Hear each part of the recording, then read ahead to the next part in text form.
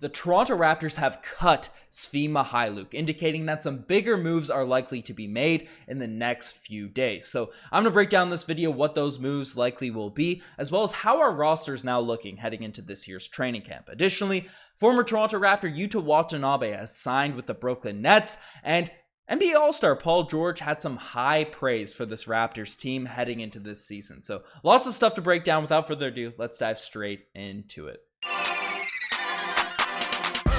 Hello everybody, Ben Rogers here, the Raptors Digest, breaking down the latest Toronto Raptors news. And folks, we're on that quest, we're on that mission for 26,000 subscribers. So if you haven't hit that subscribe button, you want to stay up to date on all the latest Raptors news, definitely hit that button. It means the world to me. But we got to dive into some of this Raptors news. And the first thing we're discussing is about how the Toronto Raptors have waived Svi Mykhailiuk. Now, obviously, Svi is a guy that was expected to be probably a rotation piece last season, had a strong start to his Raptors career, playing really well in preseason, as well as the first month of the year, the first couple of weeks. However, just really struggled beyond that. Wasn't able to provide that scoring load off the bench that we desperately needed at times last year with all the health and safety protocols, all the injuries that we were riddled with. Nick Nurse brought up how a big mission this offseason is to sort of bolster that bench. And Svi Mykhailiuk, some people questioned maybe he could take a step forward and be a part of it this season, but there was a lot of people that wanted him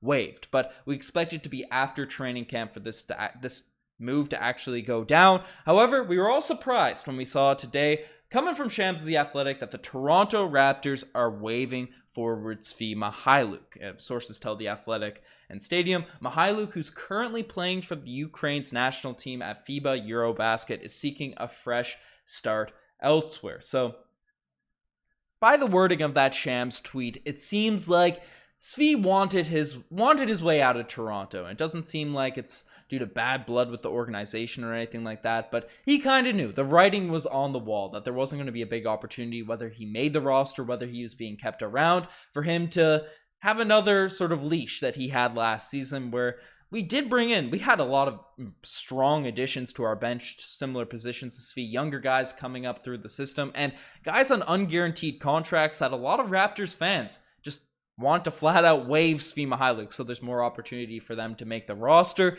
right? There's all these things sort of playing against Svi at this point, so it seems like he wanted out before training camp started so he can get an opportunity to sign elsewhere and maybe, rejuvenate his career on another team. So I'm wishing the best for Svi. I'll play that Svigi water animation one last time because it's one of my favorite animations. Had a cool nickname and a guy that Riker and I were very excited about at the start of last season. So it's unfortunate this deal went down. And just to put into context what this actually means, why he was waived, last year he was given a 2-year contract, a 1-year guaranteed, and then 1-year player option, which he obviously decided to pick up given his poor performance throughout the course of this most recent season. So picked up that option. He was signed for this upcoming year. The Toronto Raptors have a lot of players fighting for those final roster spots that they said, okay, we'll cut him. He's not that interested in being here, right? We'll mutually part ways and figure out what to do from, going forward. So shout out to Svi Mykhailiuk. I'm wishing him the best. I hope everything is well with his NBA career, and I think he'll get picked up elsewhere. He's enough of a talent to make someone else's roster. But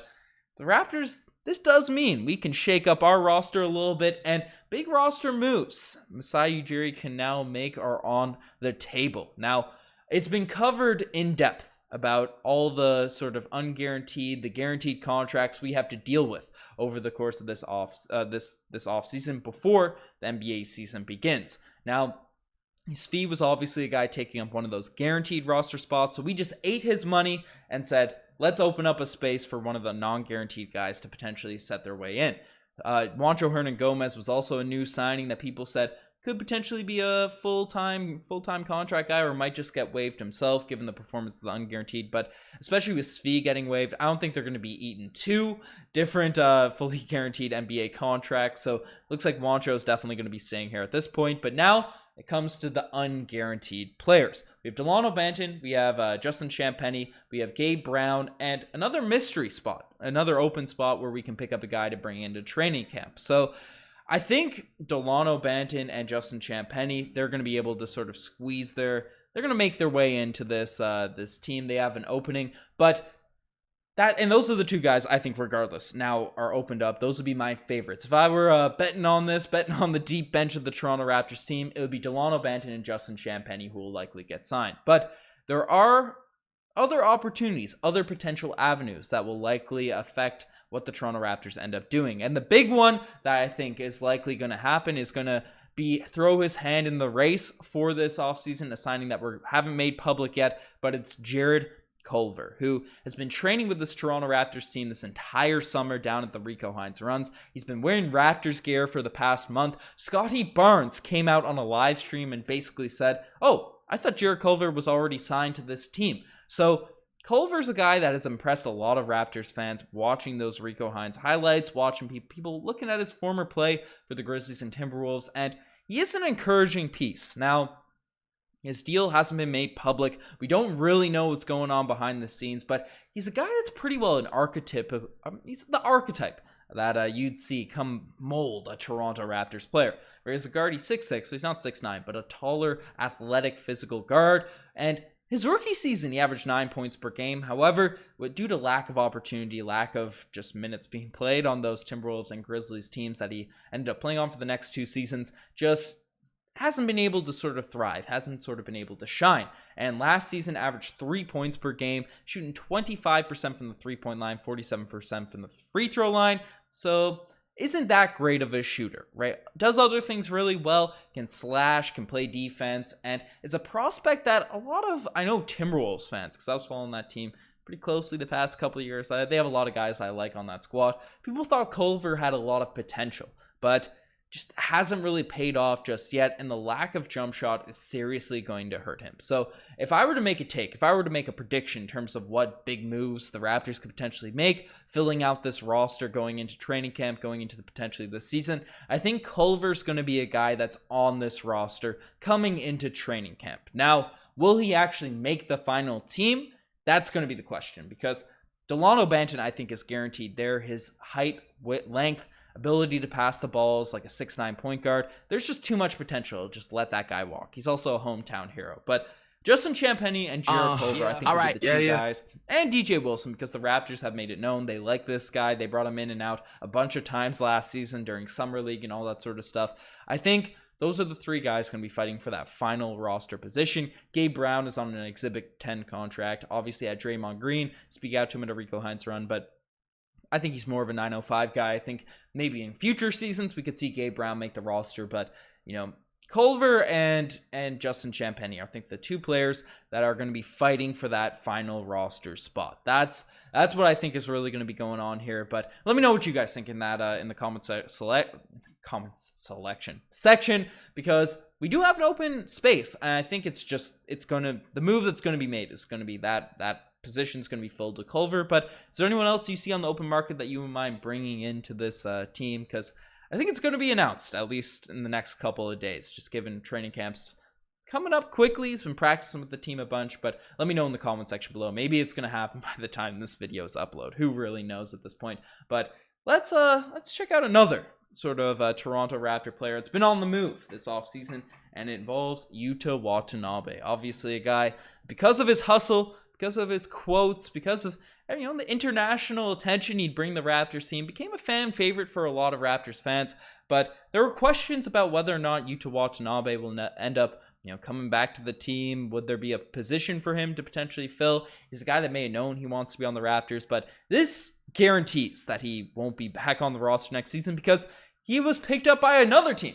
As again, coming from Shams, that the Nets say they have signed free agent Yuta Watanabe. The Japanese forward has played 4 seasons for Toronto and Memphis. Obviously, we saw him play a bunch last season, and Yuta, I am very happy he got picked up by a team, because, he had an opportunity last season. He definitely had an opportunity to show what he could do. Obviously not the greatest of stretches, but he's a hustler. He's an energy guy. He plays basketball the right way, right? Plays intense, goes out there on court, gives 110%. But unfortunately last year, the 3-point shot wasn't as consistent as it needed to be to really stay on the court. And then when he'd make his drives, because he's very athletic, he can get some nice dunks, he'd just go in. It was almost the Terrence Ross effect, where this guy is athletic, Yuta Watanabe is even taller, has longer arms, but just be going in the lane and going up soft, getting pushed around when he's making those takes, and it was really holding him back in terms of opening up his offensive game. So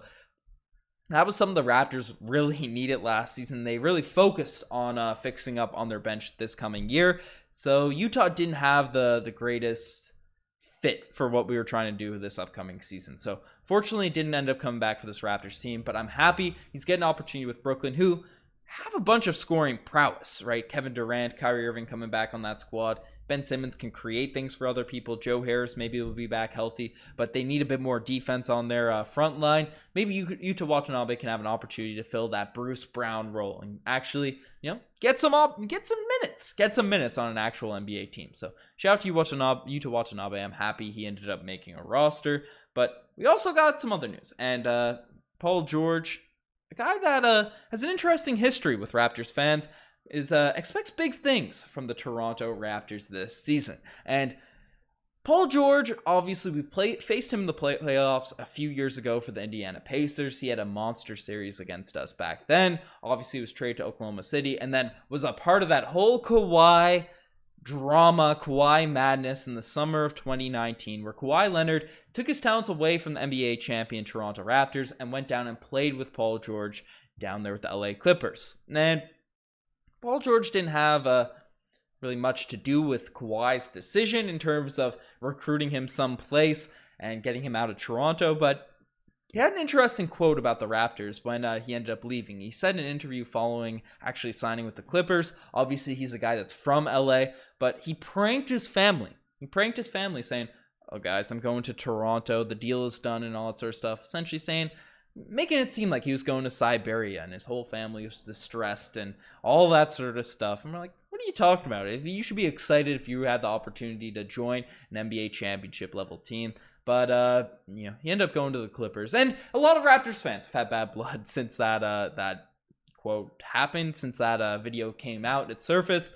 But he had a quote today that I think might ingratiate him with more Toronto Raptors fans once again. And he basically said at a Rico Hines run, "Shout out to Toronto. I'd be disappointed, coach, if y'all ain't come out hot to start the season." So Paul George ended up going down to one of those weeks of Rico Hines runs. Obviously, pretty well the entire Toronto Raptors team has been down there working out for the past few weeks. And Paul George has been seeing the runs, playing against these Raptors teams, and expects big things for this Raptors squad coming into the season. And obviously the Raptors never have, with the exception of Kawhi Leonard, maybe Vince Carter back in the day, the biggest of names in terms of star NBA players, but we do get a lot of respect throughout the league, right? Maybe not from the average NBA fan, but NBA players tend to give credit where credit's due from players they're playing against. And it's nice to see a guy in Paul George who I know has had an injury-riddled past couple of years, but knows what he's talking about when it comes to basketball, is giving praise to this Raptors team, and